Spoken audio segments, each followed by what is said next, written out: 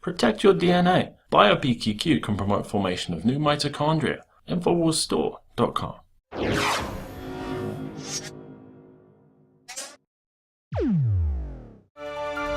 Well, in recent months in Ferguson and New York City and many other places, we've seen the government refuse to do very simple things that could have de-escalated tensions in many cases, choosing rather operations that would escalate tensions, that would increase the tension between black and white, between the community and the police. Now we have some more interesting data that comes out where the Justice Department actually helped to fund a video promoting cop killing.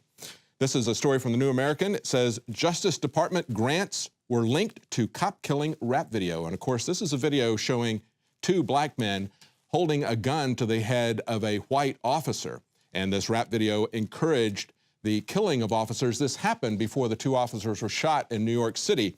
And they point out here that it was revealed recently that the Department of Justice funded a community organization that was linked to this controversial rap music video that glorified the murder of New York City police officers. The group in question, the Bronx Defenders, received at least $1.5 million in U.S. taxpayer dollars from the Department of Justice, and they played a prominent role in the pro-cop killing music video. Now, they say the link between the Justice Department's funded organization and the glorification of violence against the police was first reported by the Heritage Foundation's Daily Signal news outlet on December 22nd, and it wasn't immediately clear whether the Bronx Defenders group featured in the video, along with staff attorneys for the organization, played a role in financing the violent film. But they say the organization has also received upwards of $40 million from New York City taxpayers in just the last 2 years.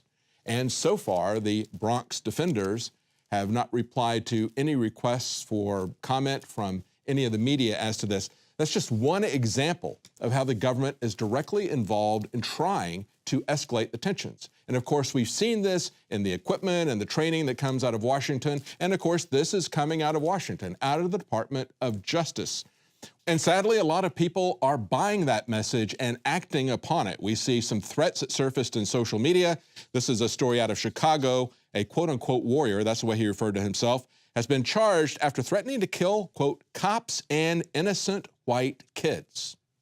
This is the kind of hate that is being fostered. Now, he posted this message on Facebook about killing innocent white children and cops. They say photos of white children accompanied the threat made by Aries Wolfson, a convicted felon. He said that the streets would run red with blood. Now, what they found at the house where he was living was a .45 caliber pistol, had several rounds of ammunition, as well as a makeshift shooting gallery in the basement. Now, we know there have been other cases that have surfaced in the last year or so. Now, the woman who lives there said that that gun belonged to her. It wasn't his gun. Whether or not that's the case, we have seen targets of, I would say, innocent people being used not by someone who's threatening to kill cops and innocent white kids, but used to train our police. That was Homeland Security. And there are no hesitation targets. Remember that? It showed pictures of children, showed a picture of a pregnant woman, showed a picture of an elderly man.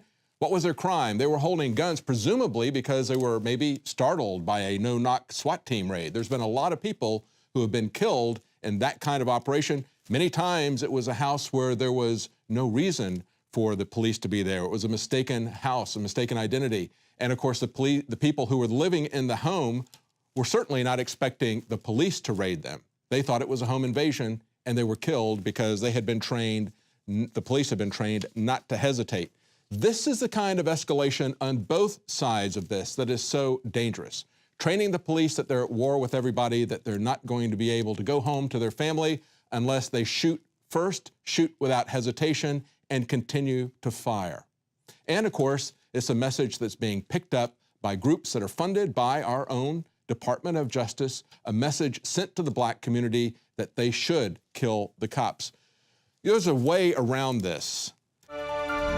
2015 is almost here, and with it comes those New Year's resolutions to finally transform your body the way you want it. There's a reason over 88% of New Year's resolutions fail. Make this year different by equipping yourself with Oxy Powder, the next level in cleansing the body naturally. Using super oxygenation, Oxy Powder, available through InfoWarsLife.com, gently cleanses the body while you sleep with easy capsules. Tens of thousands of individuals have used Oxy Powder to cleanse their body bodies and aid in their transformations. Even Infowars Nightly News Director Rob Dew has been using Oxy powder with incredible success. Took it that first day, then I took it for 6 more days after that. 12 pounds melted off in about a week. I'd say a week, 7 days. 2015 can be different. Diet and exercise are important, but a lot of us have already tried that. Oxy powder flushes it out. Secure your Oxy powder at InfoWarsLife.com. That's InfoWarsLife.com or 888-253-3139.